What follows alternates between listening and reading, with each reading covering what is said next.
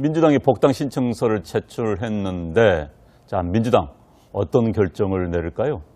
글쎄요, 이제 좀 약간 유보를 할 거다, 연기할 거다라는 이제 얘기도 있었는데, 일단 19일 날 한다고 그러죠. 그러니까 이제 그날 어찌됐건 결론을 좀 내릴 것 같고, 추미애 대표가 빨리 결론을 내려달라라는 주문도 좀 한 것으로 이렇게 알려지고 있습니다. 그러니까 이 이슈를 계속 끌고 갔을 때 이제 당 전체 선거에 어떤 영향을 미칠까, 이제 이런 부분을 고민을 하는 거죠. 그러니까 악영향을 이제 최대한 이제 줄여 나가야 되는 그런 상황 아니겠습니까? 그래서 근데 이게 지금 조금 전에도 이제 정봉주 전 의원에 대한 얘기가 좀 많이 있었습니다만, 그러니까 명쾌하게 아직까지 완벽하게 이게 의혹이 해소가 된 상태는 아니다는 거죠. 그래서 그런 그 리스크를 그대로 안고 갈 가능성은 좀 낮지 않나, 그렇게 생각이 돼요. 그래서 일단은 복당을 불허할 가능성이 저는 개인적으로 높지 않나 이렇게 생각합니다.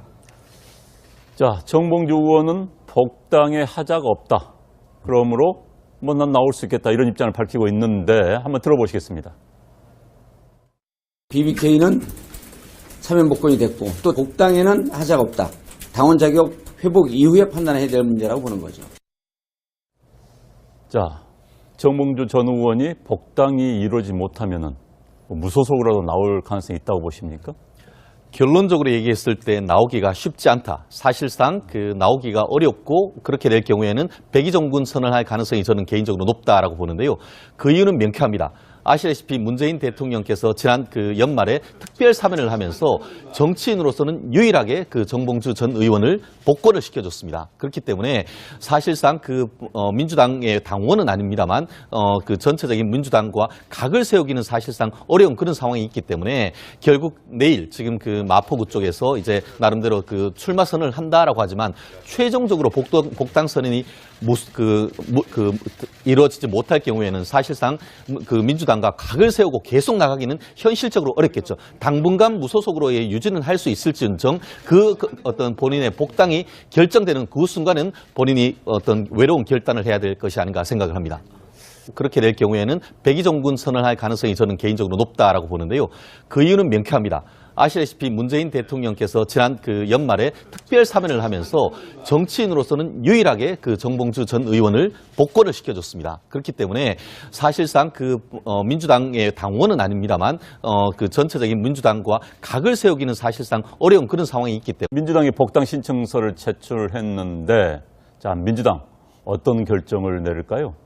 글쎄요, 이제 좀 약간 유보를 할 거다, 연기할 거다라는 이제 얘기도 있었는데, 일단 19일 날 한다고 그러죠. 그러니까 이제 그날 어찌됐건 결론을 좀 내릴 것 같고, 추미애 대표가 빨리 결론을 내려달라라는 주문도 좀 한 것으로 이렇게 알려지고 있습니다. 그러니까 이 이슈를 계속 끌고. BBK는 사면 복권이 됐고 또 복당에는 하자가 없다. 당원 자격 회복 이후에 판단해야 될 문제라고 보는 거죠. 자, 정봉주 전 의원이 복당이 이루어지지 못하면은 무소속으로도 나올 가능성이 있다고 보십니까? 결론적으로 얘기했을 때 나오기가 쉽지 않다. 사실상 나오기가 어렵고, 끌고 갔을 때 이제 당 전체 선거에 어떤 영향을 미칠까, 이제 이런 부분을 고민을 하는 거죠. 그러니까 악영향을 이제 최대한 이제 줄여 나가야 되는 그런 상황 아니겠습니까? 그래서 근데 이게 지금 조금 전에도 이제 정봉주 전 의원에 대한 얘기가 좀 많이 있었습니다만, 그러니까 명쾌하게 아직까지 완벽하게 이게 의혹이 해소가 된 상태는 아니다는 거죠. 그래서 그런 리스크를 그대로 안고 갈 가능성은 좀 낮지 않나, 그렇게 생각이 돼요. 그래서 일단은 복당을 불허할 가능성이 저는 개인적으로 높지 않나 이렇게 생각합니다. 자, 정봉주 의원은 복당에 하자가 없다.